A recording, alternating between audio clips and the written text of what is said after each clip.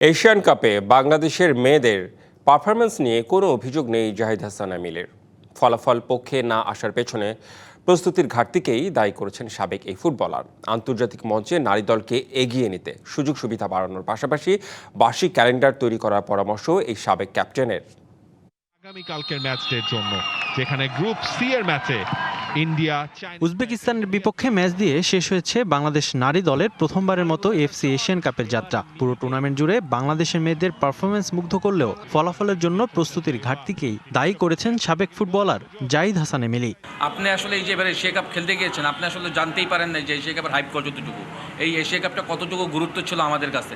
যারা প্রিপারেশন নেওয়ার ব্যবস্থা করবে তারা আসলে বুঝতে পারেনি যে এশিয়ান লেভেলে খেলতে গেলে আমাদের আসলে কোন মেন্টালিটি নিয়ে যেতে হবে, আমাদের মেয়েদেরকে কীভাবে প্রস্তুতি করতে হবে, সেই ধারাকাশও কিন্তু আমরা তাদেরকে নিয়ে যেতে পারিনি। বাংলাদেশের ইতিহাসে প্রথমবারের মতো এফসি এশিয়ান কাপে ফুটবলারদের ব্যক্তিগত পারফরমেন্সের প্রশংসা করেছেন এমিলি। তবে পরবর্তী নারী এশিয়ান কাপে ভালো ফলাফলের জন্য মেয়েদের ফ্যাসিলিটিসের উপর জোর দেওয়ার পরামর্শ সাবেক এই ফুটবলারের। এদেরকে কীভাবে ফ্যাসিলিটি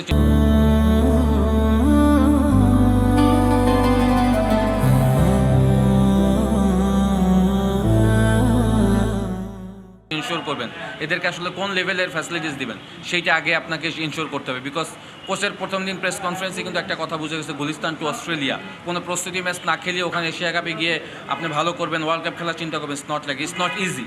এদিকে আন্তর্জাতিক মঞ্চে নারী দলকে আধুনিক ফুটবলের সঙ্গে এগিয়ে নিতে বার্ষিক ক্যালেন্ডার প্রস্তুতি করা উচিত বলে মনে করেন এমিলি।